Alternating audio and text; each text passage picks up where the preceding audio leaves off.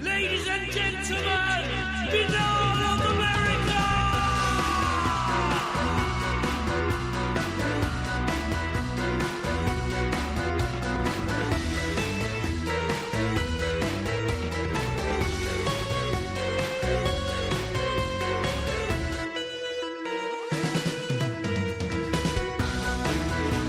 And now, ladies and gentlemen, Finale of America Audio with your host, Tim Banal. Ho, ho, ho, my friends. Welcome to one of BOA's proudest traditions. It is our 4th annual holiday special. Before we dive into the preview, let me doff my cap and wish all of our great BOA audio listeners worldwide a very Merry Christmas, Happy Hanukkah. Enjoy the holiday season. I said it a few weeks ago, I'll say it again, this program would be nothing without its listeners. You are the fuel that drives this machine. Have a very Merry Christmas, a Happy Hanukkah, and get ready to listen to one of the very best editions of BOA audio we've ever produced. Now I know I'm the king of hyperbole here at the beginning of the program. I put over people's stuff left and right. I put over books that I enjoy quite hugely, and I put over the big episodes like they are the second coming. But this time, my friends, the hyperbole is entirely justified. As I said, one of the very best episodes of BOA audio ever. It just seems like the holiday special keeps getting better every year, and this one we really hit one out of the park. You know the guest, of course. He is the holiday tradition here on BOA audio, the legendary father of modern day ufology, Stanton Friedman. And what you're going to hear this week is a jam-packed interview with Stan Friedman. We hit nearly 20 questions covering an amazing range of topics. If I listed them all here right now, it would take forever. Let me just go through some of them. The mysterious lost Blue Book text, Project Blue Book Special Report number 13, reflections on James E. McDonald and J. Allen Hynek, Stan's feud with Isaac Asimov, the nuclear rocket industry, and a lot of big-picture analysis on ufology in terms of public relations, media, and Roswell. Then, that's just the first half of the show. On top of all that, something that folks who have been consistently listening to the end of the show would know by now, we turn the questioning over to the members of the official BOA forum, the usofe.com. Kind of like my holiday gift to them. Everybody got the chance to ask Stan Friedman one question, and then I compiled the questions and brought them to Stan here for the holiday special. For those of you folks who are listening and saying, what the hell, I didn't know anything about this, you got to listen to the end of the program. That's where we spice things up, add some surprises, and open up opportunities for the great BOA audio listeners who stick around through the duration. Anyway, let me run down some of the insights we'll be getting from Stan via the usofe.com members' contributions. We're going to find out about Roswell and Kevin Randle, the connection between UFOs and altered consciousness, ufology in a post-disclosure world, UFOs in the media, the best abduction case ever, Paul Kimball, sabermetrics in baseball, the 1969 Sverdlovsky UFO crash, Philip Corso, the journal article Sovereignty in the UFO, Project Blue Book Special Report number 14, and speculating on where the U.S. would be in space if it had kept going to the moon. Just a jam-packed conversation here with Stan Friedman. When I hung up the phone after this episode, I knew that it was immediately going into the classics section of BOA audio. It is absolutely one of my favorite interviews that I've ever done, and I'm just thrilled about it and looking forward to hearing what you think about the 4th annual BOA audio holiday special with the legendary Stanton Friedman. For those of you who are unfamiliar with Stanton Friedman, let me give you a little bit of background on him. Stanton T. Friedman received BS and MS degrees in physics from the University of Chicago in 1955 and 1956. He was employed for 14 years as a nuclear physicist for such companies as GE, GM, Westinghouse, TRW Systems, Aerojet General Nucleonics, and McDonnell Douglas, on such advanced, classified, and eventually canceled projects such as nuclear aircraft, fission and fusion rockets, and nuclear power plants in space. He has provided written testimony to congressional hearings, appeared twice at the UN, and has been a pioneer in many aspects of ufology, including Roswell, Majestic 12, the Betty Hill Marjorie Fish star map work, analysis of the Delphos, Kansas physical trace case, crashed saucers, flying saucer technology, and challenges to the SETI, silly effort to investigate cultists. He is the author of the books Top Secret Magic and Crash at Corona, the definitive study of the Roswell incident, He's the co-author of Captured, about the Betty and Barney Hill abduction case, and recently penned his magnum opus, which we'll be discussing tonight, Flying Saucers and Science. His website is www.stantonfriedman.com, StantonFriedman.com. Check it out. Without any further ado, it's time to rock and roll, my friends. This interview was recorded on December 11th, 2008. The father of modern day ufology, Stanton Friedman, on the 4th annual BOA Audio Holiday Special. Ladies and gentlemen, welcome to the 4th annual BOA Audio Holiday Special. I'm just super excited. It is so close to the holidays, and it's going to be perfect timing here, because by the time you're listening to this, it's going to be the last Sunday before Christmas, and December 21st at sundown, the start of Hanukkah, so it's the perfect timing for the holiday special. And, of course, you know who the guest is. He's on every year for the holiday special. He's a staple of this program. The very first real interview that I ever did was with Stan Friedman. If he had blown me off, this program probably never would have even happened, so we owe him a huge debt. He's the author of the new book. It's been out for about 6 months, but it's still new, and there's plenty of time to get it for the holiday season. Flying Saucers and Science. A scientist investigates the mystery of UFOs. Unbelievably outstanding book. It is just amazing. Well, the whole book is required reading, let's say, for anybody who's a serious student of ufology, and the first 2 chapters should be able to be recited by memory to anyone who really is serious about UFOs. I mean, the subtitle of the book should be How to Win an Argument with Your Obnoxious Cousin at the Christmas Party Who is a UFO Skeptic, because you read the first couple chapters of this book, and you'll be able to blow him away and shut him up for the rest of the holiday, which is always a good thing, right? He's Stan Friedman. He's a Hall of Famer. He's a first-class Hall of Famer. When they build the UFO Hall of Fame, he's going to need his own wing. He's just an ultimate legend in the world of ufology, and it's great to have him here for the holiday special. As you can tell, folks, I'm thrilled. Welcome back to the program, Stan. Thanks for coming back. Glad to be on again. I really like that introduction. Wow, I'm impressed. I want to listen to this. Well, thank you. Thank you. I've been going over it in my head here, driving around before we taped the show, so I knew what I wanted to say here for the holiday show. Now, as I said, I've heard you do just a million interviews. This is my 5th time I've spoken to you, and Flying Saucers and Science, your magnum opus, fantastic book. I know you've gone over a lot of the material before in the past, and I'm sure during the myriad of interviews you've done to promote the book. So I tried to pick some nuggets out of this that really surprised me or took me aback, and that I learned something from that I didn't think I was going to learn because I've heard so much from you. One of the first things I wanted to talk to you about is something that I had never even thought of. And this is, we've all heard about Project Blue Book Special Report number 14, which is really part of the foundation for your whole career as a ufologist. But what I was really surprised to learn is about this Project Blue Book Special Report number 13, which is apparently a lost text, if you will, probably classified, but we don't really know. I'm starting to think of it now. Maybe you can tell me if it's the holy grail of ufology that's missing. And you say that you've talked to a couple people who have seen it in classified files. And I'm going to quote you here, nobody I have spoken with has a copy of it. And you've been around 50 years. You've spoken with everybody. So if it was out there, you'd know about it. I would think so, although I must add that what surprised me when I first looked at Blue Book Special Report 14 was that it hadn't been mentioned in the 15 books that I had read prior to finding that just by accident at the University of California, Berkeley Library.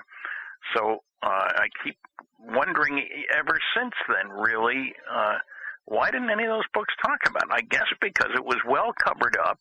The title wasn't in the press release that got wide distribution. The Air Force played it cagey, and they got away with it.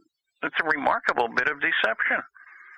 The press release saying, even the unknown 3% could have been identified as conventional phenomena or illusions if more complete observational data had been available. A total lie. And they got away with it. And, 50 years later, they're still trying to get away with it. Yeah, absolutely. That's the truth. Now, what about the 13, though? Have you looked for it? Have you tried to find it? I mean, what's the story? Well, sure. I've been back at Wright-Patterson Air Force Base. I've been at Battelle Memorial Institute, which did Special Report 14. Although their name isn't on the report and it isn't in the press release, but I did determine that it was done there. And I have not been able to find it at all, but as I point out in Flying Saucers and Science, we have reports 1 through 12. Now, to expect that the government's going to skip a number, and I've heard some of the craziest explanation. Hey, 13, they thought that would be bad luck. What's nonsense,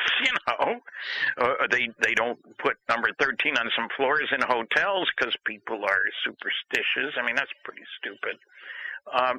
And the thing is that I had my own experience with the very same people, the Foreign Technology Division of the Air Force.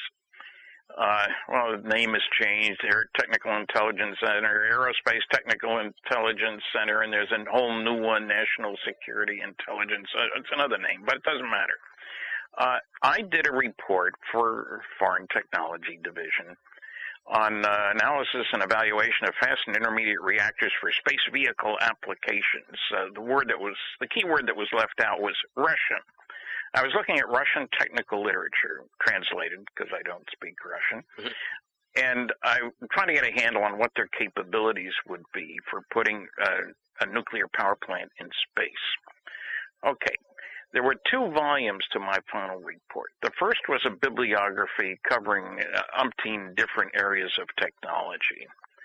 It in no way mentioned the second volume. The second volume was my analysis of what that meant.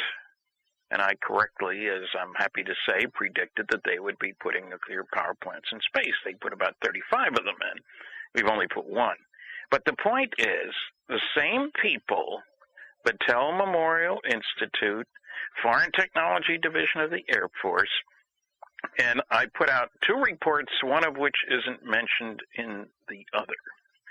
So it would expect, the thing that's missing from Blue Book Special Report 14, there are 2 things, really. Analysis of the classified reports, which surely went their way, and, how do you get more data? The good stuff. Yeah. And those aren't there. So it makes sense to me that there would have been a Report 13. And I didn't prompt the people who told me about having seen it. I didn't say, hey, did you ever see any Report 13? Not at all. One of the guys, I was going through my slides at a facility that I was going to be speaking later in the day, just checking out the projector and stuff. And a guy was sitting off to the side, and he asked me afterward, hey, how many reports were there in Blue Book? Because he saw the slide that said Blue Book Special Report 14. And I told him that, 1 through 12 and 14. He says, well, I saw a copy of one numbered 13. He was in the classified files in Nebraska, Omaha, SAC base, I guess. And it was there. And he started to look at it. It was marked, on the cover, top secret and so forth. And then the guard over there saw that he was looking at something that he probably wasn't cleared to look at. I mean, he had a clearance. He wouldn't have gotten in there without it. But I didn't prompt him. And the other was from a guy named Bill English, who some people have heard of, big guy who was at a base in England, an intelligence place, and he says he saw a copy there and described a bit what was in it. So this isn't proof of anything. What I'm saying is it makes sense that there would have been one with the organizations that were involved, and I would love a copy. And if anybody happens to have one, please contact me. My phone number is on my website at www.stantonfriedman.com. And there's a toll-free number. And, the point here is we're racing the undertaking. We're losing almost all those races. So if somebody knows something, it would be nice to hear about it before he dies. Absolutely, yes. That would be useful. For sure. Yeah, I'm surprised we haven't seen this thing come out in a Serpo-esque, situation either. It's really kind of hasn't even become urban legend status yet. So I'm surprised. Like I said, this is the first time I've even considered or heard of the number 13 book. But hopefully someday. Well, you're the first one to ask me about that, Tim. Well, I appreciate that. Like I said, I went through this book with a fine-tooth comb, and what really stood out to me was what I wanted to ask you about today. Okay. The next question here is, you make an amazing statement, but you don't really talk more about it, and that's what we're going to do right now. and it's a speculative statement, sort of on a theoretical, historical level of ufology, which fascinated me. You say, if Jim McDonald, who you put over huge in the book as one of the greatest ufologists, if not the greatest in history, if Jim McDonald had lived many more years, instead of dying in 1971, I believe the situation today would be very different. Let's hear how you think it would be different, because I'm very interested in your perspective on that. Well, Jim took advantage of his position as a professor in the physics department, atmospheric engineering, atmospheric sciences at the University of Arizona. He was a lecturer for a whole year. He spoke at a whole bunch of different sections of the American Institute of Aeronautics and Astronautics. He gave a wonderful talk at the, what do they call, the American Journalists Association, whatever it was, in Washington. The National Press Club there was very well received, and Jim was great about writing up all his talks, so we have the words. And so he was a damn the torpedoes, full speed ahead guy who had guts. He wasn't an apologist ufologist. And people who've read the book, Ann Druffel's wonderful book about Jim, recognize that he was very, very different from J. Allen Hynek. Allen was a nice guy, but he was an apologist ufologist. He started every lecture, and I heard him speak a number of times, apologizing for talking about UFOs. And he didn't have the atmospheric sciences background that Jim did. Jim was great at using the tools of science to debunk the debunkers, people like Phil Klass, Dr. Donald Menzel of Harvard, who explained things, for example, as temperature inversions. Well, Jim went to the weather records and showed, how much of a bend in the light there would have been because of a temperature inversion. Klass tried to throw in plasmas as explanations, but he got it all wrong. Jim wrote a paper in which he dealt with that fact by fact by fact. So he was the leading guy, and he was a dynamic guy and very helpful. He used to stop by. I was living in Pittsburgh working for Westinghouse, and he'd stop by and talk to us. We had a good group of people, most of them Westinghouse engineers or scientists, and he let us reprint one of his papers, UFOs, the most challenging scientific problem of our time, and sell it so we could make a profit to pay for the answering service, and all that kind of stuff. Nice. So he was a true leader, and we lost somebody well. He's the one who was most responsible for the congressional hearings of 1968, at which 12 scientists, 6 provided testimony in person, 6 more of us in writing only. I was one of the latter group of 6, and I've always taken great pride at being the only one of the 12 who didn't have a PhD. I was also the youngest one, I think. Nice. Well, yeah, I've been raked over the coals down in Florida for I'm not a nuclear physicist. I don't have a PhD, was the attitude of a professor down there at Florida State University. And, in industry, you didn't need a PhD to be called a nuclear physicist. And I believe there are far more nuclear people working outside universities, nuclear submarines, nuclear aircraft carriers, nuclear medicine, nuclear power plants. There's all kinds of stuff going on that uses nuclear people. You don't need to be a professor. But anyway, so I think that was a major loss to ufology. I was not suggesting, I hope you noticed, that there was a conspiracy to get rid of Jim. I didn't take that to be the case. So well, some people, I got calls from people after he died. Stan, you're going to be next. They got him. Oh, jeez. Because of that, I called his daughter and talked to her and got the straight scoop. I normally wouldn't do that, but I don't want people spreading false stories. Yeah. And so I'm absolutely convinced that it was a suicide. He had some depression problems. So I did check on that, and I've talked to his wife since, and as well as back then. I was one of the first people at his files did meticulous work. A good case in point is the RB-47 case, which involved the crew of a reconnaissance bomber. The sighting lasted for roughly an hour. flying over the Gulf of Mexico and then Louisiana, Mississippi, Texas, Oklahoma, with all kinds of sophisticated gear on board. They saw it visually. They saw it on their radar. They talked to the ground. The ground had it on their radar. Well, Jim found this in the Blue Book files, and he talked to all 7 of the crew members. Wow. He was thorough and in detail. And so, you know, he didn't just talk to one guy of a crew. He talked to them all, if they were alive. He wasn't able to reach those who weren't alive anymore. Sorry. It's okay. So do you think that had he been, you know, alive today, like you say, I'll throw like a supposition for you, maybe more mainstream scientists would feel more comfortable acknowledging UFOs, and maybe the pressure that was on the government in the late 60s, early 70s wouldn't have fizzled out as fast, although the Condon Report had a lot to do with that. Well, sure it did, but no, I think there definitely would have been a difference. And, you know, when you have guts enough to talk to, I've talked to half a dozen sections of the AIAA, American Institute of Aeronautics and Astronautics, and I know how interested and how well they respond and all the rest of that. And Jim was doing this. He was doing a lot of those talks. Yeah, and because he did have a PhD and was a professor at a respectable institution, University of Arizona, it's not surprising that he was well received because he was very knowledgeable and very careful about what he said.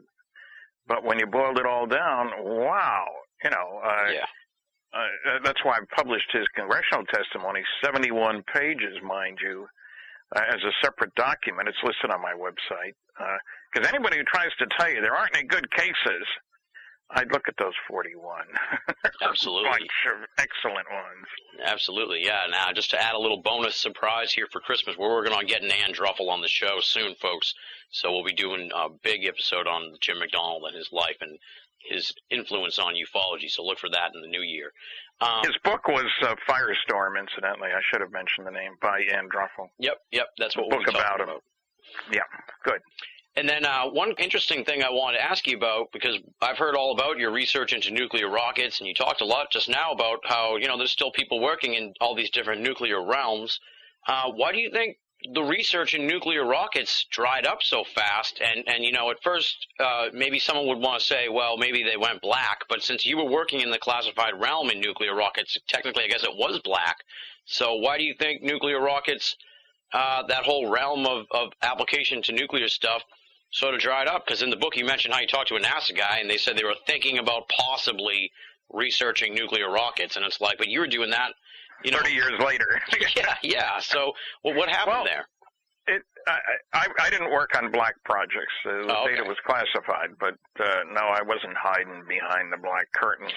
I think, you know, it's only my view because I was involved in industry and with NASA-sponsored programs, some of them. A lack of guts and lack of mission. I worked on at least 5 different programs that desperately needed somebody like Admiral Hyman Rickover, who was responsible for the nuclear submarine. And Congress learned they could trust him. And, you know, he had to fight the battleship guys and the aircraft carrier guys. I mean, eventually we now do have nuclear-powered aircraft carriers, and they're pretty neat when you can go 18 years without refueling. That's pretty spectacular. But there's no mission. We haven't decided. I mean, do you realize that since President Kennedy enunciated the goal of landing a man on the moon and returning him safely by the end of the decade, back in, 61, NASA hasn't had a goal. Well, they want money to keep flowing, and they got a bunch of projects they want to get done, but they don't have a goal. The thing about going to the moon, you had to achieve a lot of subsidiary goals before you got there. Things like a rendezvous, because you got 2 parts of the vehicle, and, you know, it's kind of important you be able to get together in space. You know, there are no parking meters to guide your way. There are a whole bunch of other things that they had to do. But when you don't have to justify these every year, standard funding, then you can proceed much more rapidly. Well, I've talked to a number of astronauts. They all thought we'd already have a base on the moon by now. But we don't even know why they didn't fly Apollo 18 and 19. They were built. The crews were trained and selected. And Nixon said, well, it would save money. Well, the money's already spent. Yeah. The Navy's going to be out on the ocean, whether you're looking for the guys landing back from space or not. You're not saving money there. So I think it's a lack of goal. Nuclear rocket is good. Well, I'll give you a further point about this. I was out at Aerojet General, and we worked with them. It's in Northern California, Sacramento. And I worked on radiation shielding for nuclear rockets with Westinghouse in Pittsburgh. And I was out there talking to my shielding colleague, and he said, hey, Stan, you want to go to a meeting? What is it? Well, the Space Nuclear Propulsion Office of NASA is having a meeting on what should we do with the nuclear rocket. Well, sure, I'd love to go. So I went. It was the worst meeting I ever saw in my life, because these guys didn't know what they wanted to do with the nuclear rocket. Should we use it for Earth orbit, lunar orbit, maybe to set up a lunar base? Oh, we could go to upper stage on Mars. I had a few other thoughts. Look, you don't get funding unless you've got a goal, because there's always other guys with their hands out. Yeah. They didn't, and, I saw this on the nuclear airplane program.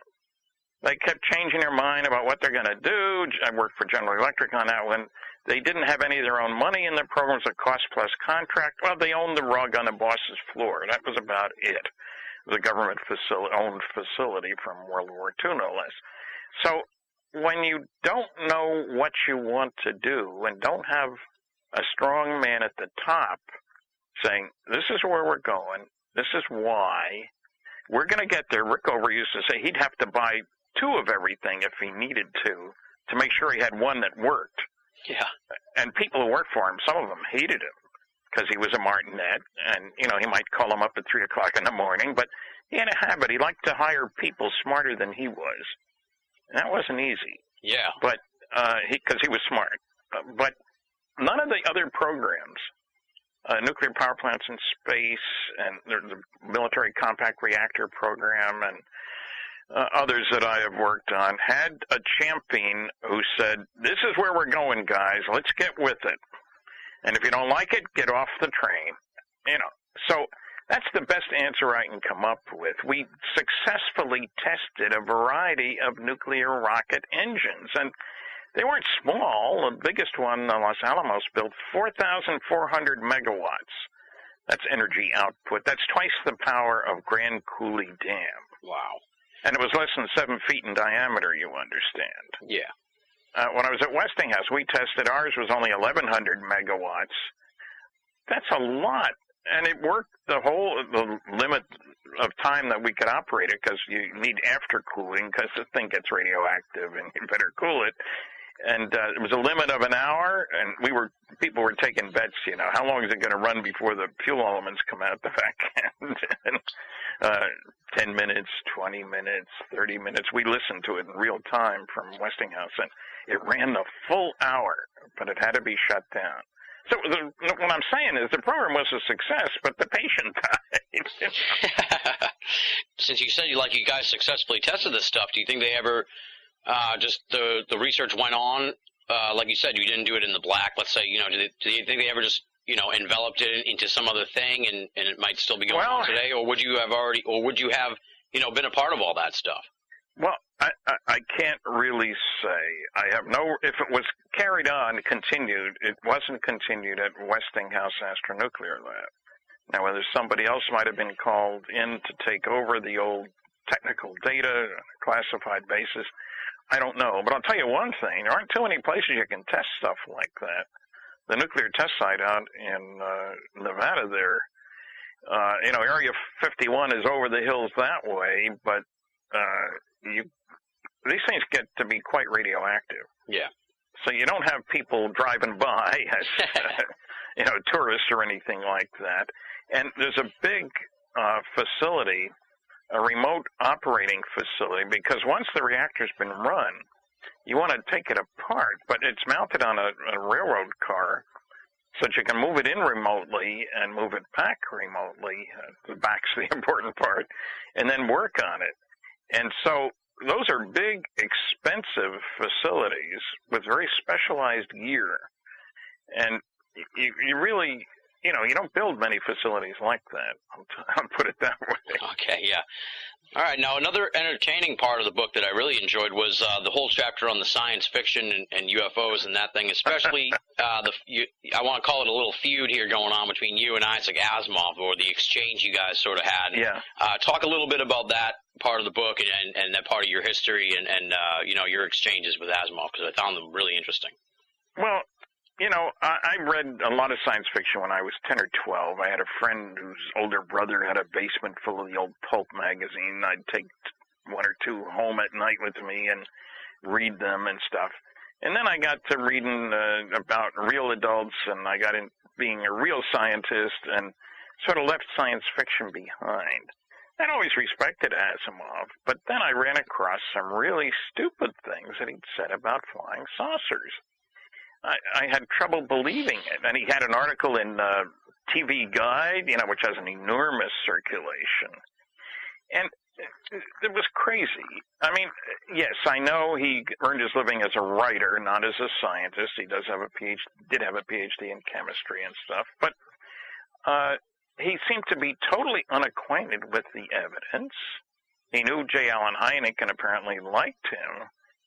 But I objected to some of the things he said, and somebody sent him a copy of a MUFON paper that I had given, and so he commented about that somewhere, and I responded to that, and then I sent him some more stuff, and he's famous for replying to all correspondence, Mm-hmm. So I got a postcard back. I'm letting you know that I will not respond, but just so you won't think that your package didn't arrive. That was his answer. He couldn't deal with anything. So I was disappointed primarily because, Isaac wrote a book. I think he wrote over 400 books. There's some question about just how many, but it was a lot. And he betrayed bad science. For example, he made an assumption about how many civilizations there are in a galaxy. And, it's a really big assumption because we don't really have any data except on one. But he calculates an average distance between civilizations. Now, there's no basis for that distance, but even if it were correct, he then goes on to say, since the nearest one is that distance away, he tells you that they're distributed randomly, and then he makes the distance to the nearest one the same as the distance between them. I once did a calculation when I was living outside San Francisco. I was, less than 30 miles away. The average distance of the 10 largest cities in the United States from my house was 1,800 miles. But the nearest one was 30 miles away. Exactly. You get the point. And so it was a crazy thing. And he also made disparaging remarks about people who are interested in UFOs. He was afraid Hynek would be tainted with some of those kooky people and stuff like that. So I had to get permission to use his words because they were published, which I did get. But I was disappointed with him. My whole feeling was he worked very hard to make science fiction respectable. But he was afraid of being tarred with the kook brush, I guess. Yeah. So we want to stay away from these nuts. We're respectable science fiction people. We're not UFO nuts. Now, the three main sci-fi writers that you talk about are Asimov, Arthur C. Clarke, and Ben BOA. Now, those obviously Arthur C. Clarke. I'm trying to remember if Arthur C. Clarke is alive or not. Still, I thought. No, he died not very long ago. He lived to be in his 90s. Passed away like this year or something, I think. Within the past year, and one of his great hopes was that we'd find the answer to the question about whether there's life out there. Well, I'm sure he knows now. Probably so. Ben BOA is getting up there in years. Asimov is gone now as well. Have you seen any sort of change, I guess, with the present day giants of sci-fi writing? Has it gotten better, I guess you could say, as far as their take on UFOs? I'm not in a good position to evaluate that. I read very little science fiction. I did quote something Heinlein had said when he was asked a question by a young guy who wrote a book about him, and he was much more reasonable. But I also mentioned in the book that I went into a science fiction bookstore in Berkeley, where everything goes, you know. Yeah. I asked for their UFO books. We don't carry any of that junk. Would you believe? So it's a systemic problem. It seems to be. You know, I can't account for it, but they could have done a lot of good if they'd paid any attention. But they lack guts, I think. You know, people are so afraid to speak out because of their perception, wrong as it is, as I noted in the chapter on the opinion polls, that nobody else believes in flying saucers. And they have trouble believing that in over 700 lectures, I've only had 11 hecklers, and 2 of them were drunk. And I come on as strong as anybody comes on. Yeah. I think that's a fair thing to say. That's a perfect segue to the next question I have here, because you do a great job of establishing sort of the tenor of public opinion as far as UFOs go, as far as we know, with surveys and stuff. And I've found, from my own perspective, that it seems like most people believe in UFOs, but they don't seem to make the jump to actually caring about it or wanting to do anything about it, or, you know, it's sort of an established fact in their mind, but then they're like, you know, they just pass it off like the weather or something. Well, it's worse than that in a sense. I think I cite in the book that I had a class of 100 students. I asked them to vote with their eyes closed so they would be independent and not dependent on their neighbor and what they said. To make a long story short, 80% said they thought most people didn't believe in UFOs, and yet 80% of that group did believe in UFOs. That's a big dichotomy, a misperception, if you will. Mm-hmm. The kicker is our behavior is dependent on how we think other people will respond for most people. If they're afraid of being laughed at, they won't report a sighting. 90% of the people, 10% of the people at my lectures believe they've had a sighting, but 90% of that 10% didn't report what they saw. So if you perceive that other people laugh, you don't talk about what you saw, you don't teach a course on a college level, you don't sponsor a PhD thesis, you laugh if somebody brings it up, and, you know, you'll make remarks about little green men and so forth, because your perception is wrong. And I can see this when I ask that question about how many here at my lecture hall have believe they've seen a flying saucer. The hands initially, I look to my left for some reason, and that's not a political statement. And the hands go up hesitantly. They trust me. I mean, I've just given them a lecture on flying saucers are real, and they know I'm not going to laugh. But I point and count, and as I move across the hall to my right, by the time I get over to the far right, the hands go up briskly. Oh, they're not the only ones, in other words. Yeah. So there's an important lesson there, and I think I've run across it in, would you sell your house to a minority person? A social science question, you know. Mm-hmm. And it turned out there again, well, I'd be willing to, but I don't think my neighbors would like it. You know, so my behavior is determined by my perception of how other people will respond.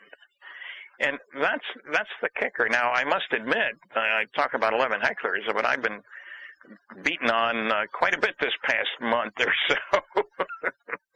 There are hecklers out there. 2 professors at Florida State University called me a pseudoscientist, and one said I was a well-known charlatan, and I'm considering a libel suit. I have 2 years to decide. But neither one came to my lecture that which they were objecting to. I had no sense of either one of them knowing anything at all about the subject. And then the most recent, and I just saw something more yesterday, a guy named Brian Dunning has a skeptoid website, apparently, or podcast. And he wrote a piece about the Betty and Barney Hill case, in which he got just about everything wrong. I mean, really bad job.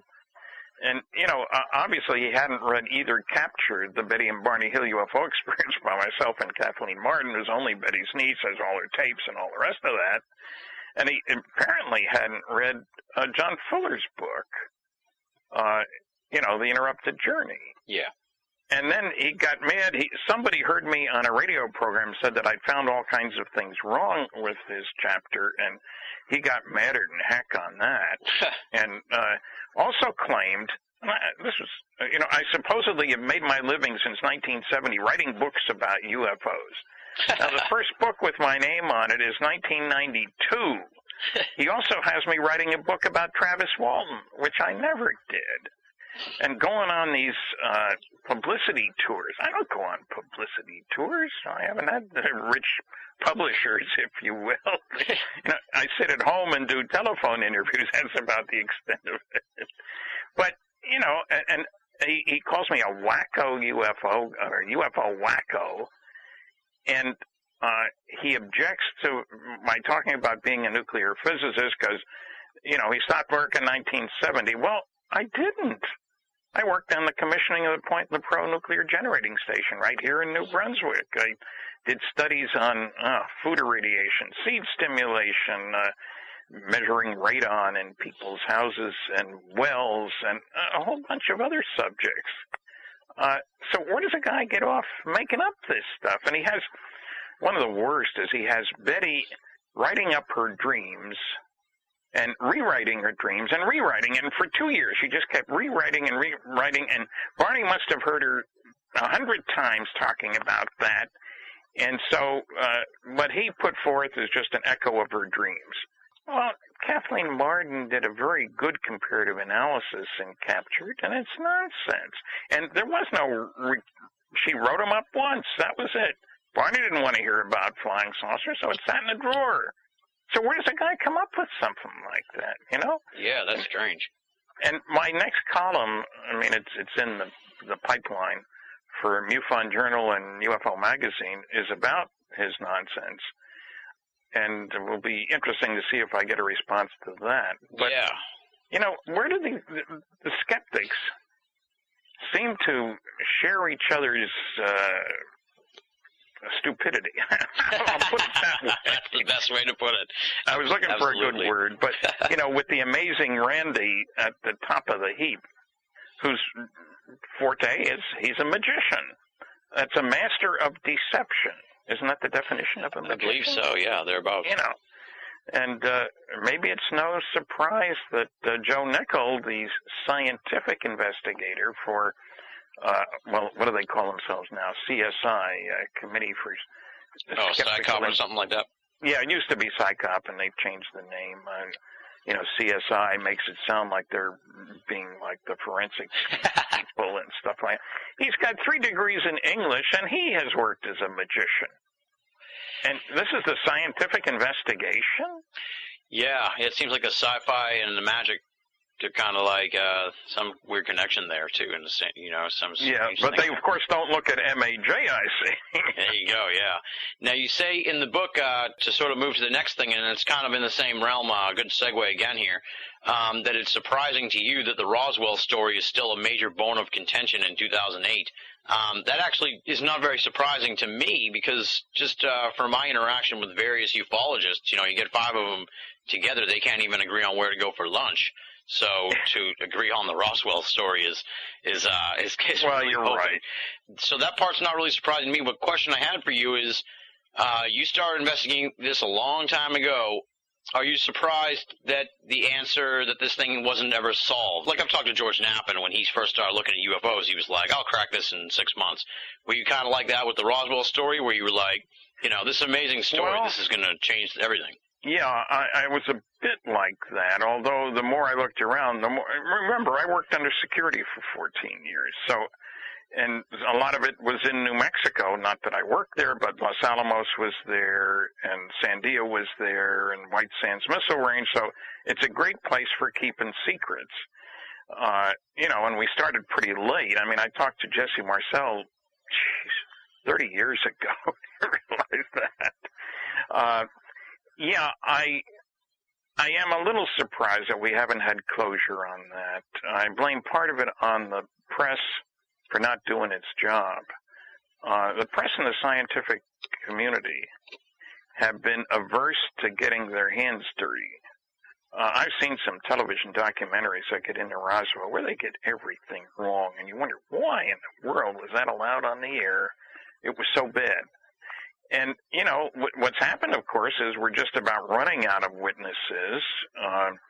Earl Fulford was a new witness in Roswell this past July. I was there, of course, and he handled pieces of the wreckage. He was part of a detail that went out with their gunny sack, as he called it, and picked up these little pieces of foil, and they would unfold as he put them into the bag. Now, he had been pushed by Don Schmidt and Tom Carey to talk years ago. We have base yearbooks, so we know who was there. And he refused to talk, and then finally he said, okay, so they flew him out. I was in a panel with him and Tom and Don in Roswell in July. He was 82 in poor health, and he died less than 2 months later. Oh, wow. And so, you know, we're running out of these guys. And it's one of the reasons, it may sound funny, but one of the reasons I do, you know, telephone interviews, all kinds of interviews, is I'm hoping that somebody who hears me will want to come forward, finally break his silence. You know, Thomas Jefferson Dubose, who was a retired general when I talked to him, General Ramey's chief of staff in Fort Worth, Texas. He's in the pictures with the Ramey memo, you know, and stuff like that. I managed to find him. I'm a pretty decent detective, and that's an unusual name, and located him, and he was in his 80s, and visited him in person twice, and he's on the tape. There's a video of whatever you call it, not a CD, but DVD? DVD, yeah. And there are 27 Roswell witnesses, and he's one of them. And the kicker is, in our last conversation, he said, Stan, I like what you're doing. If I remember anything more, I'll tell you. What can they do to me now? I think he was 87 at the time. And so I'm looking for more of these guys who are saying, you know, what can they do to me now? Yeah. You know, I'm near the end. Might as well, I hate to cover this up. There's another thing to contend with here, of course. We're dealing with people who are almost all veterans of World War II. So they knew about loose lips sinking ships. They were patriotic. They took their security oaths very seriously. And so they're much more, you know, the modern generation thinks of the way things were in the Vietnam War, where there were a lot of people opposed to the war and speaking out and so forth. Wasn't like that for World War II. So I'm looking for those witnesses, and look at my website, and you'll see my number, and give me a call. There's a toll-free number there. Absolutely, yeah. It sounds like maybe the media and the government and the science community are trying to run out the clock almost, if you will, and just eventually turn this thing into an urban legend. Well, you know, they all have a particular problem, the groups that you mentioned. That is, these are people who take great pride in their great knowledge of everything important. Yeah. And everybody agrees if aliens were visiting Earth, that would be important. And if the government's covering it up on top of that, even super important.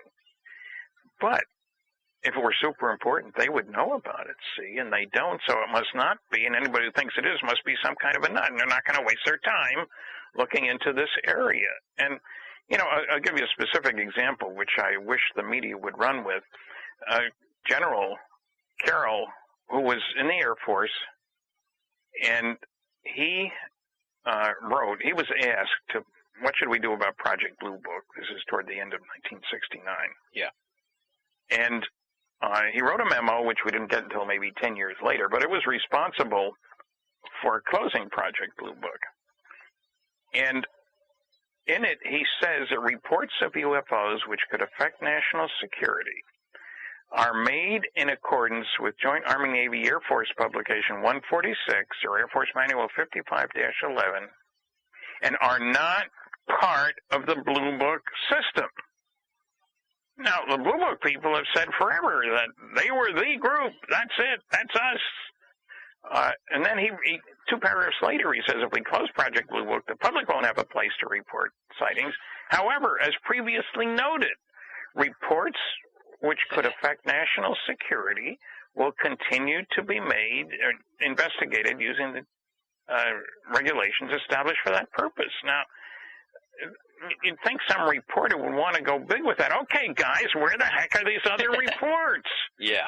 They're the ones that are important, the ones that could affect national security. You know, the saucer going down the runway at a SAC base is a national security problem. I've got 2 stories like that. Absolutely.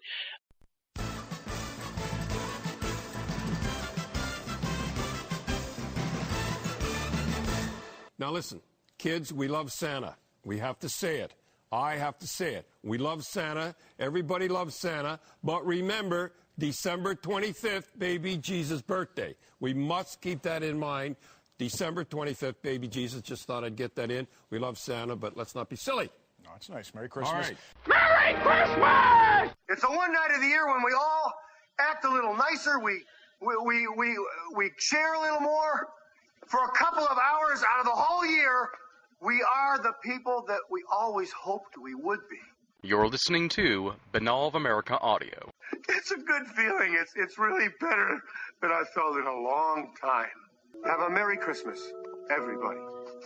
We're doing great here on Segways, because that kind of leads to the next question I had for you, because you recount in the book how when that whole memo came out and everything, J. Allen Hynek was pretty upset and thought that he had been used by the Blue Book organization. I guess just let's talk a little bit about your relationship with Hynek. You have a great story in the book about your first meeting with him, and it's just quite a story. And I just to piggyback onto that question, you've said, you know, that he's an apologist, ufologist, or he was. Did you ever sort of have that conversation with him and try and, you know, get him to change his ways? Well, we had a number of conversations. We were friendly, you know, and as I said to somebody, look, you can't blame a good washing machine for being a poor dryer. Alan was not a boat rocker, guaranteed. It goes with his Czech blood. If you talk to people, and I once saw an article about this, Czechoslovakia has been overrun so many times by so many other countries that the idea is you don't make waves. Mm-hmm. And Alan was not a wave maker. So we had conversations. I tried to get him to look at interstellar travel technology, unsuccessful. I gave him references to a whole bibliography and stuff like that. Also, we had a conversation in his office in which he said, Stan, the problem is that most scientists don't believe in UFOs. And I said, Alan, that may be your experience with astronomers, but I deal with physicists, with engineers, with chemists, with all kinds of other people. I've spoken to many of them. I take a very strong stand, and they're very receptive. So he was under the impression, I mean, he didn't say anything when Dr. Abel, a professor at UCLA, introduced him with 4 or 5 negative remarks about UFOs. Now, nobody who introduced me with negative remarks would have been allowed to get away with it. Frankly, I'd have corrected him right up front. You just, you know, you can't let people get by because then it's assumed that they were telling the truth. Yeah. And so Alan was a good man, a decent man. And I knew we were in trouble about his leadership, though, when at a meeting in Ida Bell Epperson's house in Los Angeles, the NICAP subcommittee out there, which had been very active. This is as he was retiring from the university. And he said he was going to apply for federal funds, research funds, for the new center he was talking about setting up. And I said, how much money, Alan? And I forget whether, I think it was $25,000. Mm-hmm. Well, you asked for $250,000 and you settled for $100,000. Yeah. But 25 means you don't put much value on it. You know, That's how the other guy's going to judge. It can't be very important if that's all he wants. What's he going to get done? So, and I do have to add that he was the same age as my father, literally born in 1910, both of them. And my dad outlived him. Lived to be 89. Alan was only 76 when he died, unfortunately. Came in with the comet and went out with the comet, interestingly enough. Not Hale-Bopp, incidentally. But the big comet, you know. There you go, yeah. So we did have some discussions, And I thought Ann Druffel treated the discussions between him and Jim McDonald very well. Jim was willing to go into the lion's den with a shotgun, you know. Exactly. Alan wasn't. So I can't complain. Like I said, you don't expect a good washing machine to be a good dryer. It's not the nature of the beast. So it's unfortunate in many ways. And also, you know, as Jim McDonald pointed out, Alan was worried about his financial money from the Air Force. It was good consulting money. And Jim McDonald had 6 kids, and 4 were in college at one time. So he had, you know, similar problems. And yet he had guts enough to beard the lion in his den. So I wish Alan had. That's all. Okay. All right, and this is the last of my questions, and then we'll get to the forum folks' questions. And the final words of the book are really a call to action, literally. It says the time for action is now. So what do you suggest we do? There's folks out there, you know, who are bombarding Washington with faxes as I speak, with the million fax movement, and then, you know, there's other schools of ufology who are doing good research and stuff. But what do you suggest we do now? It sounds like ufology needs a sea change in public opinion more than anything that ufology can do itself. Well, yeah, I think we need to police ourselves for one thing. That is to say, be careful what we publish and make sure that people understand that we're not the nuts who put out the quacky stuff. You know, I'm thinking MUFON and the rest. We need to be speaking out more.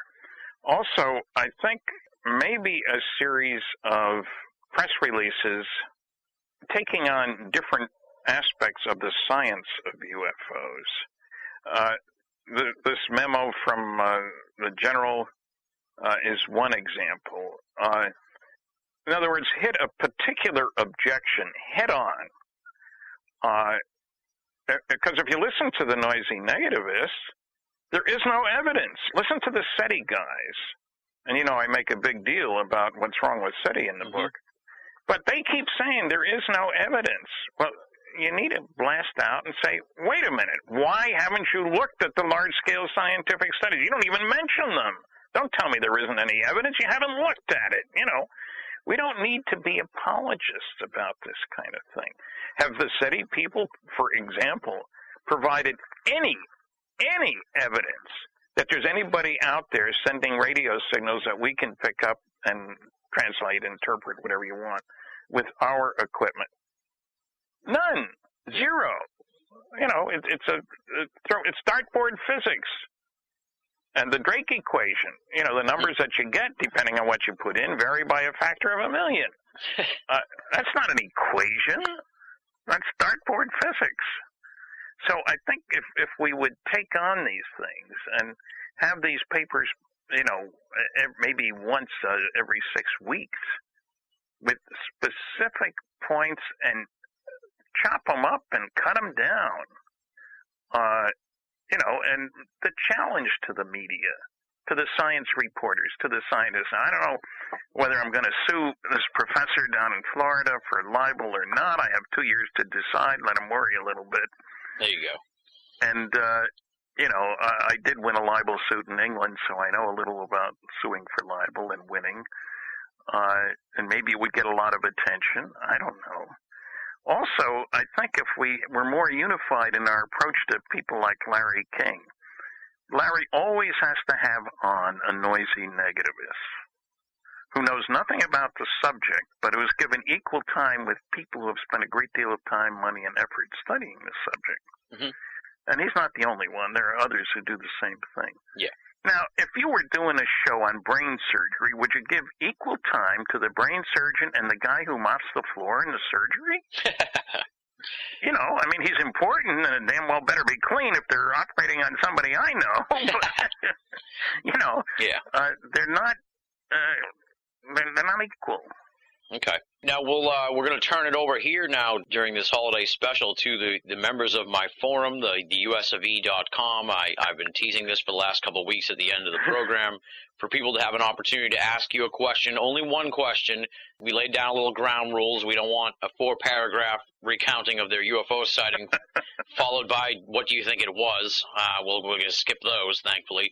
And thoughtful questions here from the folks at the usofe.com, sort of my holiday gift to them, because I've interviewed you 5 times, and some of these folks may never get a chance to ask you a question, even though they don't realize that they could probably just send you an email and you'd answer it. But let's dive right into the questions here from them. And the first one is from Sacrilicious. And I apologize. Yeah, I'm going to apologize ahead of time for some of these. Most of them are pretty normal message board names, but you know how it is with that world. Yes. Have you ever done any research into the UFO/ET phenomenon and the ties that it has with altered states of consciousness? Well, not directly. In other words, it would be nice if you had an alien and could find out what his capacities are that aren't like ours. On the other hand, I have long said that it would be incredible to me if aliens were only advanced in nuts and bolts and technology. I expect they're going to learn about the world of the mind and the spirit and reincarnation and stuff like that. And so I would be astonished if they didn't have a lot of those skills. And just think of one. How is it they get abductees and others to do what they want without sticking a gun in their back or a knife at their throat? Mind control. And this came home particularly to me when the first time I visited the site where Betty and Barney Hill were abducted in New Hampshire. I was with Kathleen Martin and a film crew, as a matter of fact. And we're driving right to the exact location, and it's perfectly obvious that there is no way in the world Barney would have gone off a main road onto a secondary road and taken a turn off that onto a tertiary road without somebody upstairs directing him, because it gets right over to the only large open area where they could set down the saucer. It's very heavily forested up there. And when you're there, you may not appreciate it when you're not there, but when you're there, you realize there was mind control at a distance. Yeah. Now, that's remarkable, you know. And the fact that they can induce lack of memory, you know, forgetfulness, if you will. Mm-hmm. Wouldn't every government like to be able to do both of those things? You know, get everybody to drop their guns now, guys, you know, and stuff like that. So I am presuming, based on examples like that they are very heavily into the world of the mind, the spirit, call it what you want. And we haven't learned to do what they can do. Yeah. Okay. All right, the next question is from Red Sun Superman, and here's what he has to say. How can the two people who have investigated Roswell the most, yourself and Kevin Randall, disagree on so much? Well, I would put Don Schmidt and Tom Carey in that same category, and Dennis Balthaser as well. Kevin and I are very, very different people. Many people may not realize that he's written over 80 books of fiction. I don't know what the latest number is because he uses other names. There's nothing wrong with writing fiction. Don't misunderstand me. Mm-hmm. But he's a great scenario creator. So he comes up with notions, and it takes a long time to convince him that, that simply isn't true. And so we're very different in our approach to things. And what can I say? If you look at my review of his book, Case MJ12, it's on my website at www.stantonfriedman.com. I go in chapter and verse on a whole host of specific things that he says, which really don't make a lot of sense. I guess I'll put it that way. Just one example, he makes a big thing out of, I found nothing when I was looking at Menzel's papers that alluded to, suggested, or whatever, Majestic 12. Now, here's Menzel, who'd worked more than 30 years for the NSA, National Security Agency, as of 1960, mind you. That includes its Navy pre-war precursor, if you will. Why in the world would anybody expect him to leave classified material lying around? It makes no sense at all. Yeah. if there was somebody who was aware of security, it was certainly Donald Menzel. I talked to people who knew him, and he certainly was aware of security. That's one thing, as an example. He talks about the use of the title Admiral for Hillenkoetter. But he was only a vice admiral. This is in one of the MJ-12 documents, so clearly it's fraudulent. And he even asked, and this is where the scenario making comes in. Early on, he said, show me another document signed by Hillenkoetter as admiral. Well, there's no Hillenkoetter signature in any of the MJ-12 documents. So that's the first thing. And secondly, if he had done his homework, he'd know that the use of generic ranks, and I talk about this in Top Secret Magic as well as in the chapter on MJ-12 in Flying Saucers and Science, the standard practice was to use generic ranks. In other words, general for brigadier general, major general, lieutenant general, 4-star, and same through. There's 3 levels of admirals. So it was a false argument that is not backed up, and I don't know where it came from, except he's good at creating scenarios. So we do agree, incidentally. I should stress, all the major researchers, Kevin and I and Don Schmidt and Tom Carey and Dennis Balthaser, Colonel Marcel himself, Dr. Marcel, that there was a crash flying saucer, that there was wreckage found, that the government covered it up. We disagree on some details, but we all agree to that scenario. Okay. All right. The next one comes from Primus, and here's what he has to say. Let's say that hypothetically there is full disclosure revealing that there is life on other planets and that we have been visited by them. Where does ufology go from there? You mean if the Queen and the Pope were to make an announcement, huh? There you go, yeah. That's my favorite highly trusted pair around the world. They're about the same age. Come on, they make a good couple. What can I say? Where do we go from there? Well, it depends what gets released and how it gets released. And I do have some suggestions in the book, but the kicker here is that this is a planetary problem. It's not a national problem. The difficulty we have is nationalism is the only game in town. And in other words, if people say, well, how do you select who speaks for planet Earth? Well, we'll hold an election. Uh-oh, India's got 1 billion people. China's got 1.3 billion. U.S. only has 305 million. We're not going to hold an election, one man, one vote, are we? And who's going to give up power? That's what it's all about. Who speaks for planet Earth? So if there is an announcement to be made, it's got to be carefully done on an international level. And I think you do it by announcing that there will be conferences on the political, religious, economic aspects of the new reality that this represents. Because it is a new reality. I mean, suppose there's stuff here that we could sell other people. Who does it belong to? Just the country where it is, or is it planetary resource? How about the stuff at the bottom of the oceans? Stuff like that. Yeah. And secondly, it would be nice if we had some better idea of what the motivation of the aliens is. Are there 8 different motivations from people from 8 different places, beings from 8 different places? I don't know. Are there good guys and bad guys? Are there some here to, think of the Mesoamericans, after Columbus, say the next couple hundred years. There were Dutch people coming, and Spanish, and French, and Portuguese, and English. And there were people there to convert them, religious-wise, to steal from them, gold-wise, to do all kinds of things. Enslave them. There was some of that going on, too.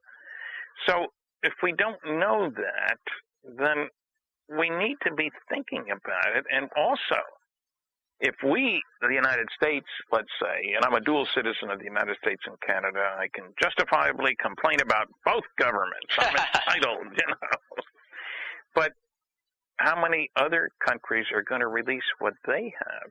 And I, for one, don't want technical data out on the table. There are enemies in the world. Do you want Osama to learn your latest technique for monitoring the flight of vehicles in the atmosphere? I don't think so. Or for building a better bomber or fighter or whatever. Yeah. So these are serious questions that need to be addressed on an international level. And, we've got hotlines with at least Russia, and I think with probably with China, too. What just crossed onto your radar zone was not ours. It's one of those damn flying saucers. I can just see the message now. So it's a complicated thing, but who are the guys who are thinking about it? Is the War College looking into this? It'd be nice to know. And it would be nice if the darn academics would recognize that here's a fruitful area for study and concern. Yeah. That would be very nice indeed. Okay. The next one here comes from Afeint1, and we might have already kind of touched on this, so we'll see. In your opinion, what would it take for UFO alien visitors to truly get the proper attention and reporting by the mainstream media? Well, somebody with guts, not just a Larry King show, but where's Walter Cronkite when you need him, I think we have a problem with this 24-hour news stuff, with nobody digging in depth to stories like this. I think it would take a consortium, you will, a meeting of national reporters for the major networks to be educated. I had a good experience here in New Brunswick. A guy who was the program chairman for a national meeting of, it's sort of like Journalists of Canada Associate. That's not the name of it, but something like that. Mm-hmm. And they spoke in St. John, New Brunswick, and he had heard me somewhere, maybe on the radio and television, I don't know. Anyway, wanted me to give a lecture. I said, sure. Didn't even get paid for it because I wanted to reach the media people. And he told me afterward, he said, I've never seen so many sharp people change their mind when they heard the facts as they did in your case. And, you can judge some of that by the question and answer period. Are the people hostile? Because I start off, some UFOs are alien spacecraft. We're dealing with a cosmic Watergate. No good arguments against that. And we're dealing with the biggest story of the millennium. So I'm not an apologist or ufologist. And so they responded extremely well. So if there was another opportunity to talk to major news people and to talk at scientific organizations, now I've talked to a number of small groups, but when you got professors saying this is all pseudoscience, when in fact it's their attitude which isn't scientific, in other words, don't bother me with the facts, my mind's made up, that's not the hallmark of science. So I think we could do a lot more of that. Make an effort to look around and maybe tap somebody who's got some money to do some major mail-outs, for example. One thing I'd like to see is that a letter to the editor that would appear in 1,000 papers. Former military people who are aware of UFO sightings are asked to call this toll-free number. Witness names won't be used without permission. And I'll bet you'd get some people coming forward if they felt it was safe. Absolutely. But it costs money to send out all those letters, Yeah, that's an interesting idea. That's something maybe you just bought an ad. I don't know how well that would be received by the papers, but that's an interesting avenue to explore. Papers are in trouble these days. Yeah, I don't know whether you noticed, but the Chicago Tribune was talking about bankruptcy filing the day before the story came out about the Illinois governor trying to sell the Senate selection. Jeez. So newspapers are in trouble, and if somebody's got some money to spend to do it right, now would probably be a good time. Yeah. That's really interesting. Next question up here is from Theorist, and I think I already know the answer to this one, but we'll ask you anyway. In all your experience in the field of ufology, what do you find to be the most credible abduction case on record, and why? Well, how do you compare apples and kumquats and watermelons? They're all fruit, but what's the basis? The biggest or the juiciest or whatever? Obviously, I'm biased because I spent the most time with the Betty and Barney Hill case.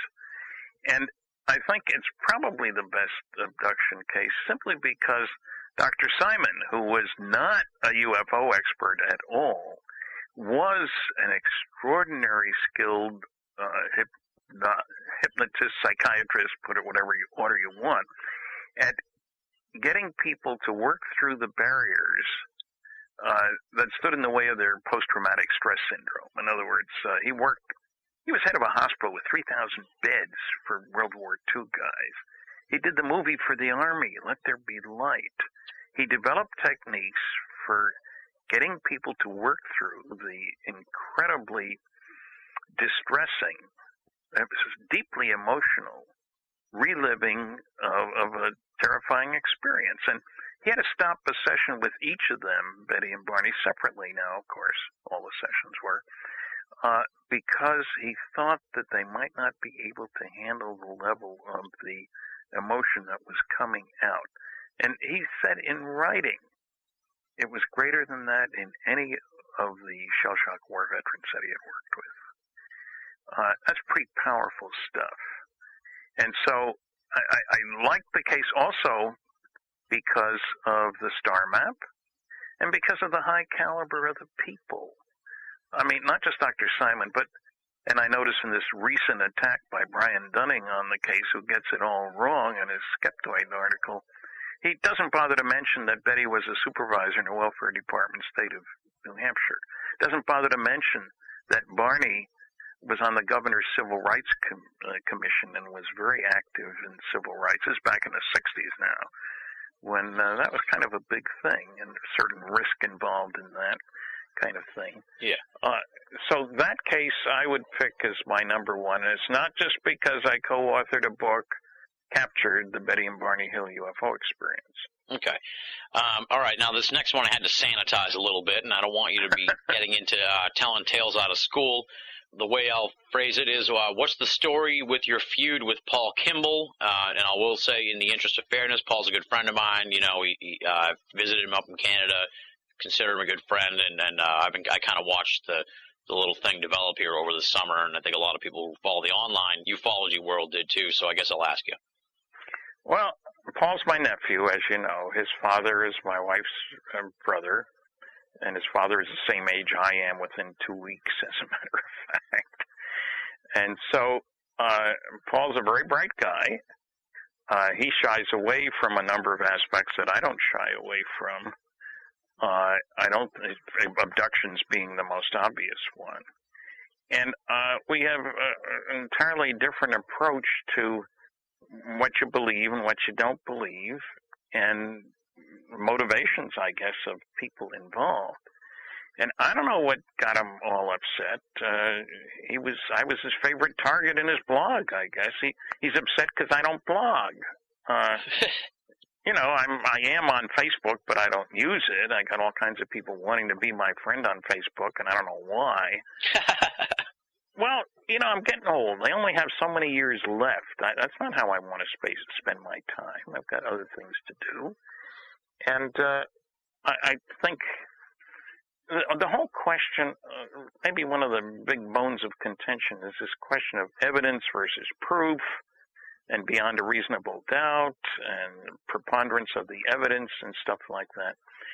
And I think he's afraid to stand up and say that it's clear that some UFOs are alien spacecraft. Some. Key word there. Mm-hmm. And now I'll give him credit when he did his thing on Majestic 12, Do You Believe in Magic? He did let me listen to what Carl Flock said. I said, Paul, I need a comment on what he said, but I don't know what he said. So he let me watch it. And fortunately, I caught something which he hadn't caught, namely that Carl was talking about Donald Menzel would never have said they were from Mars. He used to draw these little sketches of Martians, and that was just an inside joke and so forth. Well, as soon as I saw that, I realized I had to say, you know, Menzel's the one who said they weren't from Mars. This is in the MJ-12 papers. And so Paul treated that pretty fairly, I thought. And so, no, I don't act like you young guys do, and too bad, I'm not. Okay. All right, the next question is my personal favorite here coming up, and it's from Saucy Rossi, and it's completely out of left field, literally. The reason why it's my favorite, too, is because we talked about Project Blue Book Special Report number 14, and I've often heard you say, you know, charts and graphs and data heaven. What do you think of sabermetrics in baseball? In what metrics? Sabermetrics in baseball. It's like analysis of. I guess you don't know about it. It's like. No, I don't. We may have started a whole new side hobby here for you. It's like. Well, I was a big baseball fan when I was young. I grew up in New Jersey. I was a Dodger fan, and others were Giant or Yankee fans. We had 3 teams in New York, you know, so you were a rabid fan. I could quote you chapter and verse numbers, all this kind of thing. But sabermetrics, I don't know. Okay, well, I'll just clue you in. It's like an intense statistical analysis of baseball used as a predictive measurement of how players are going to do. It's complicated mathematical type stuff. You'd love it, I bet. You should definitely check it out. This is based on past performance, I take it. Yes, with equations and stuff. It's quite a whole new realm of baseball that a lot of general managers use to analyze players and stuff. Yeah. Yeah, check that out. We may have started a whole new side career for you. How do you spell it? SABER metrics. Oh. Yep. Okay. Yeah, it's like math and baseball put together into a science. There you go, Saucy Rossi. You've changed Stan's career into we're going to see you writing for Baseball Perspective, I bet, like in 6 months. Well, you know, I like the idea of collecting facts, data, solid information. And one of the interesting things in Blue Book Special Report 14 is their statistical cross-comparison between the unknowns, they're the only ones we're interested in, and the knowns, showing on the basis of 6 different characteristics that the probability that the unknowns or just misknowns was less than 1%. Now, it's funny how the noisy negativists never mention that little fact. And they never mention that the better the quality of the sighting, and that, I'm sure this somehow fits into ball players, you know, how good a fielder, base runner, et cetera. Yeah. Statistics, yeah, they count for a lot. How the better the quality, the more likely to be an unknown. And as I point out, you know, there was Carl Sagan saying there are interesting sightings that aren't reliable. There are reliable sightings that aren't interesting. But there are no interesting and reliable sightings, which is totally false. The data's in Blue Book Special Report 14. So I'm very much in favor of gathering the data. Now, I don't know how good it is, but, you know, should you send a guy to steal second? If in the past he's only been successful 8% of the time, probably not a good idea. Exactly. You know, but you need to have that data in order to make those judgments. Yeah, I'll shoot you an email with some sabermetric stuff so you can check it out. All right, the next question comes from Circle Dancer. A very specific question. I'd like to know your views on the Russian UFO crash retrieval, which occurred in 1969 in the state of Sverdlovsky. I believe that must be at the time, USSR. I've heard it speculated that this may have been some kind of training exercise, and the whole thing got spun for American TV with the addition of the autopsy footage. Now, I don't know anything about this. Ooh. Okay. It sounds like there was a program on television hosted by Roger Moore. Not Roger. Is it Roger who played James Bond? Yeah. Yeah. Yeah, that was Roger, wasn't it? I believe so. I'm thinking the other Moore who's into movies, Michael Moore. And I'm thinking, no, that's not right. I was in a show. I was brought out to California to be interviewed about this crash saucer in the Soviet Union. And there was supposedly footage of the guys in big Russian coats stamping around this thing, and people saying they were paying money, and then they were filmed taking bribes, which I don't understand. It's my understanding, there was quite a lot of fuss about that when it ran, and I was very careful in what I said about that. It's my understanding that some of the Russians have identified that this was phony. It was a hoax. The whole thing was baloney, the supposed autopsy and the supposed crash and so forth. This is not to say that there haven't been any crashes in the Soviet Union. But I believe that particular case was much more likely a hoax than not. Okay. Okay? Yep. The next one's from Phaser, and he wants to know why are you not a subscriber to the Colonel Corso aspect of the Roswell story? Well, there's a piece on my website about Colonel Corso. I noticed reading it the other day that it isn't quite up to date. Look, I met the colonel, a lieutenant colonel, really, until he retired. And a nice old man. But he was given, how shall I put this? He stretched the truth. How's that? Is that a nice way of saying it? That's perfectly fine. For example, he signed a sworn statement to attorney Peter Gersten that he was a member of the National Security Council. And Peter was supposedly going to look for the rest of his files and all that sort of thing. So, sworn legal affidavit, you know. Well, I checked with the Eisenhower Library. I've been to 20 archives, one place I differ from most of the people in the field. I think you got to go out and look, you know. And he was never a member of the National Security Council, and he never attended a meeting of the National Security Council. And they do keep track of this sort of thing. I can't believe how much stuff they keep track of. Sabermetrics for archives, if you will. Anyway, I sent a copy of that letter to Peter, and he showed it to the colonel, and shouldn't we take this out? And he said, no. What? You know, why would you start with a phony statement? He also took credit for inculcating, if you will, slipping in all kinds of high technology into industry. Now, he didn't go to work for the General Trudeau until 1960, and he supposedly had a filing cabinet of old Roswell wreckage. And he used that so that we came up with Kevlar and all kinds of things. Now, I've been to the Foreign Technology Division of the Air Force, where I know some of the wreckage went in 47. Mm-hmm. The notion that nothing was done to that until Corso came on the scene is absurd. And he was part of a two-man group. I had a researcher dig out the roster for the people under Trudeau. The Foreign Technology Group had two people in it, and he was a junior officer most of the time. I've been to Wright-Patterson, and there were dozens of engineers and scientists running around there. Nobody can convince me that they had wreckage, that they did nothing with it, and it was until Phil came along, who was not an engineer or a scientist, that they finally learned something. And one thing in particular, he took credit for microcircuits. And if you check, a guy got a Nobel Prize, a physicist, for work done in 1957 at Texas Instruments for that. Now, he didn't get involved till 1960. Yeah. Another example was he talked about this scene at Fort Riley, Kansas, where his bowling buddy says, "Hey, you want to see something?" and takes him and shows him a body, alien body in a box, if you will. And, you know, in the first place, it violates every rule of security.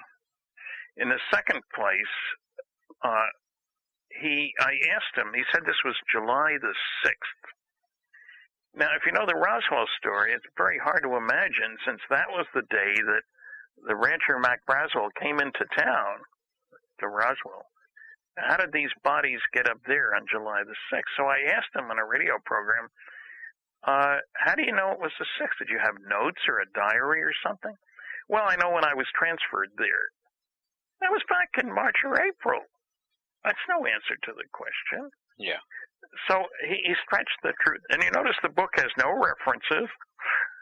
There's not even an index, as I recall. So I was disappointed in that. I can't find a good excuse to think that he had anything to do with anything about that. Okay. All right. And the next one comes from Old Balls. And I apologize for the strangeness of that one, but it's a very thoughtful question here. On another a bowler, of course. Exactly. Yes, probably a bowler. On another radio program, you mentioned an article by Wendt and Duvall in the journal Political Theory called Sovereignty in the UFO, a groundbreaking article in the academic world. Have you since made contact with its authors, and are you aware of any aftermath or fallout since its publication? Well, yeah, I sent a letter. As a matter of fact, in one of my columns, I sent a copy of the letter that I sent to the editor of the magazine, and I got responses back from both guys and sent them copies of my books. all three of them, Wendt Duvall and the editor. And it had stirred up quite a lot of discussion, which you can find on the internet. A lot of it was sort of negative. I took them to task a little bit. For example, they said there hadn't been any scientific studies, so naturally I mentioned Blue Book Special Report 14. Yeah. And they said it hadn't been securitized, or some word like that. It was a new word on me, as a matter of fact. So I pointed out that it's clear that security has been invoked with the NSA and the CIA and so forth. And I forget what the third one was. But I like their use of the word taboo, as, you know, that's how it's been treated. So I was pleased with the response from those people. It's about time. I just ran across my article, so I've got to go at it again and follow up. But there were responses, and they were not negative. Now, I'm sure there were plenty of people who gave them a hard time for bringing up this subject, judging by this physicist who calls me a well-known charlatan, a pseudoscientist. Yeah. Because the academics tend to shoot from the hip when they don't know anything at all about the subject. That's for sure. All right, now the next one I'm sure you can probably answer pretty quickly. This is from NYC Jeff, and he wants to know, what work have you done to establish Project Blue Book Special Report 14's legitimacy? Well, I've been to Project Blue Book.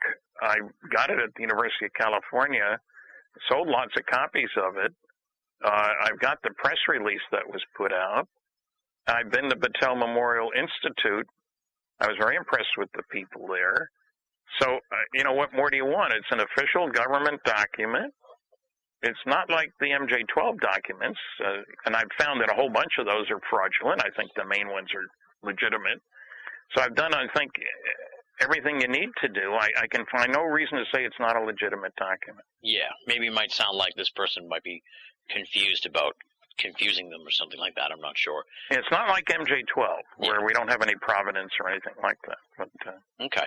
The final question here from the forum members comes from Richard. He's in Wales of the UK, and he wants to know, how far in space do you think mankind would be now if America had carried on to Mars after the moon in the 1970s? I think we probably would have, it wouldn't be American. I think Earth would have launched an interstellar vehicle. It's not that big a step. People don't realize how fast you can make progress. Look at the computer world, for example. I was using a slide rule when it was my first job. Ain't nobody using them anymore. It takes a lot of work and a lot of people, and you know, you get a critical mass, but you need motivation. You need to want to do what it is you're trying to do. And then it's gung-ho, let's go with it. So I think we would have sent our first trips to other star systems. It's not that big a deal, folks. Exactly. Just look at the chapter here on nuclear rockets in the book. Yeah. Okay. Well, that's it from the listeners, from the forum members. So big thanks to all of them for contributing, and thank you, of course, for taking the time to answer all those questions. We're here at the end of the hour here. It's almost time for people to shut off the interview and spend time with their families. I know they don't want to hear that, but the final question I have for you, I guess, from me is, you know, you've billed this book as your magnum opus, Flying Saucers and Science. What does one do after they write their magnum opus? What's next for Stan Friedman? What can we look forward to from you in the future that maybe we'll be talking about on the 5th annual holiday special? Kathleen Martin and I are working on our proposal package for a new book called It's Impossible, Isn't It? All the silly things, stupid things that have been said by smart people that have stood in the way of medical progress, technological progress, maybe sociological progress. Space travel is utter bilge, said the British Astronomer Royal a year before Sputnik went up. The guys who proved, you couldn't fly in airplanes. That was 2 months before the Wright brothers' first flight. And the medical ones are particularly distressing. How many people's lives were lost because of the resistance on the part of the big shots to new technology, vaccination for one, washing your hands between doing an autopsy and delivering a baby.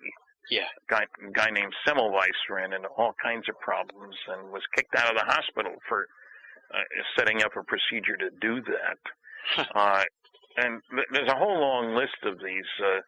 The poisoning by mercury, the fact that we've sometimes let big corporations get away with, long-term poisoning when we're always looking at short-term. Well, nobody died yesterday, so I guess it must be okay, kind of thing. Yeah. So we're working on it. It's fascinating, frankly, and learning about the Wright brothers and their opponents. Yeah, there's good coverage of that kind of stuff in the book for sure too. I look forward to seeing that come out. Now, as I said, we're posting this one on December 21st. Any upcoming speaking engagements you want to mention or plug, or events or anything that you think you should know about? If they look at my website, www.stantonfriedman.com, there will be all my speaking engagements. Right now I can say I'll be at the International Congress on UFOs in Laughlin, Nevada for the first time. I'll be in Roswell in July. That's in February. I'll be in April. I'll be down in Florida at a conference. In May, I'll be in McMinnville, Oregon, and their annual UFO event, which is great fun. In June, Illinois MUFON on the 18th, 19th, 20th, that weekend, we'll have a big conference where I'll be speaking. I think I'll probably be at the MUFON conference in August. And there are a few others going down the pike. So they'll be on my website, www.stantonfriedman.com. Nice. Check that out, folks. Well, Stan, I can't thank you enough for coming on here for the 4th annual holiday special. As soon as I start hearing the Christmas music on the radio, I know it's going to be time to be talking to Stan Friedman again on BOA Audio. And I really just enjoy it every year. It's just a thrill for me to be able to talk to you. Like I said, if it wasn't for you, this program really would never exist. The new book is Flying Saucers and Science, A Scientist Investigates the Mysteries of UFOs. It's from New Page Books. It can be found pretty much everywhere. I saw it at my Barnes & Noble last night, and I'm sure it's at the Borders and your local bookstore. Sure. Or just grab it online at Amazon or BarnesandNoble.com. But you got to get it, folks. As I said, it's required reading for anyone serious about UFO studies. And you should be able to quote those first couple chapters, chapter and verse, because, like I said, they'll help you defeat so many noisy negativists that you run into in your everyday world. You believe in that UFO crap, then you can just be like, well, let me just tell you about them, because I read Stan Friedman's new book, his magnum opus, Flying Saucers and Science. Outstanding book. I can't put you over enough, Stan. Looking forward already to the holiday special in 2009. Thanks again so much for coming on the show. Been my great pleasure, Tim. Thanks. Happy holidays. That does it for BOA Audio's 4th annual holiday special featuring the legendary Stanton Friedman. Big thanks to the father of modern day ufology for joining us once again for the 4th year in a row to celebrate the holiday season. Of course, you can find out all about Stan Friedman at the website www.stantonfriedman.com, StantonFriedman.com. Check it out. Given that we're coming at you pretty late here on December 22nd, let's eschew with the listener email this week, because I want to get this episode out to all the great folks who are going to be doing some traveling over the holiday season. So the faster I can wrap up this end cap, the faster I can get the episode out to you folks who are waiting for the 4th annual holiday special. We'll bring back listener feedback next week, I promise. You know the routine by now. Let's roll right into the thanks portion of the show. But this week it is a special thanks and very Merry Christmas, Happy Holidays to the outstanding BOA staff, Leslie, Chiron, R. Lee, Joe V, Tina Senna, Rochelle Hawks, and Richard Thomas from Wales. They are not just the BOA staff, they are good friends of mine as well. They contribute tremendously to the website. They are a huge part of our entire franchise. BOA would be a shell of what it is today without their help and support. So I thank them humbly and wish them a very Merry Christmas and Happy Holidays. As we say week in and week out here at the end of the program, if you're only listening to BOA Audio and you're not checking out the columns at Banal of America, you're only getting half of the story. All new columns coming to BOA in 2009. Stay tuned for that. BanalofAmerica.com, BINNALL of America.com. Make it a part of your everyday search for esoteric news and opinion. Chances are, if you're sticking around here at the end of the program, you've already seen the tag up at BOA asking you to be our Secret Santa. By the time you're listening to this, there'll be 1 or 2 days left in Christmas, and we're going to ask you once again to dig into your pockets and make a donation to BOA in light of the holiday season. How do you do that? Simple. Click the PayPal button at Pinall of America. It's pretty prominently displayed, so it's easy to find and click. Click that, go to PayPal, make a donation. No donation is too small, and all donations go towards keeping BOA and BOA Audio up and running and freely available for all of our great listeners and readers the world over. Wow, we are just flying through the outro here, but I'm all in favor of that. Now let's dig into the preview here of next week, and I've got an extra special surprise for you folks. Although, given our rather erratic scheduling of late, I wouldn't set your watch by our preview, but our hopes and plans are to roll out a double episode for you next week, spread out over about 4 or 5 days. This past week, I sat down with both Nick Redfern and Greg Bishop of UFO Mystic fame, and we took part in BOA Audio's first true dual interview. We've done one previous dual interview, but both the guests were actually in the same place, so it's not really a dual interview. But this time, Greg was in LA, Nick was in Texas, I was in Boston. It was really an amazing experience and a very enjoyable marathon conversation that quickly turned into a roundtable discussion on this past year of UFO stories, both large and small. As such, we went about 3 hours plus. That's why we're going to split it into 2, and given that it's the year-end episode, I'm going to try and get it out in total next week, spread out over a few days. On the first installment, we're going to try and get that one out to you next Tuesday, so we're definitely breaking from normal schedule. On next Tuesday's episode, or thereabouts, that's part 1. We're going to be covering the first 6 months of the year, beginning with Nick and Greg trying to talk me down after I lament the series of UFO flops that was 2008. Then we're going to delve into some of the big stories from the first 6 months of the year. As you can imagine, we're going to start with Stephenville, the UFO sighting and the subsequent mania.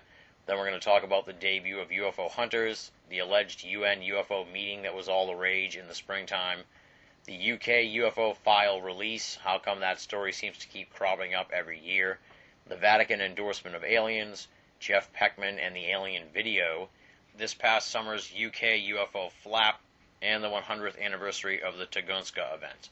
Plus, we'll have remembrances of influential esoteric names, Georgina Bruna, Arthur C. Clarke, and Albert Hoffman, all of whom passed away this past year. Then, on part 2, which we're hoping to get to you on or around Saturday, January 3rd or 4th, we're going to be covering the latter half of 2008. First, we're going to dissect the Edgar Mitchell UFO disclosure non-story. Then we're going to really look at the Bigfoot body bonanza of mid-August. We all know about that, the big Bigfoot body hoax. The Needles UFO incident, Blossom Goodchild's UFO non-event, the election of Barack Obama and the subsequent UFO disclosure push, and the folding of Alien Worlds magazine. Plus, we'll remember Eric Beckyord and Monsignor Corrado Balducci, who also passed away this year. Closing out the discussion, we're also going to reflect on what's hot and what's not as 2008 comes to a close, and what genres may be on the rise in 2009. Trust me, my friends, it is another amazing session for BOA Audio. An absolute marathon conversation, our first true roundtable episode. I chimed in and shared a lot of opinions on some of the past year's UFO events as well. It really turned into a free-flowing jam session with Nick Redfern, Greg Bishop, and myself. An amazing UFO discussion, and the kind of episode that you're going to look back on in 2018, 2028. You're going to look back and say, what happened in 2008? You're going to put in this double episode of BOA Audio, where we illuminate all the big stories and trends of 2008 in ufology. That's next week, double episode, special schedule for that one. Keep an eye on BOA for more information on the big year in review double episode with the UFO mystics, Nick Redfern and Greg Bishop. And on that note, we hang the stockings by the chimney with care, my friends. It is time to close out the 4th annual BOA Audio Holiday Special. Once again, I want to wish all of our great listeners a very Merry Christmas, Happy Hanukkah, and a fantastic holiday season. It's weeks like this that I love this gig. I love doing what I do. Thanks for tuning in once again. Enjoy the time with your family. Hope you got everything that you asked for from Santa. Until next time, this is Tim Binnall, signing off.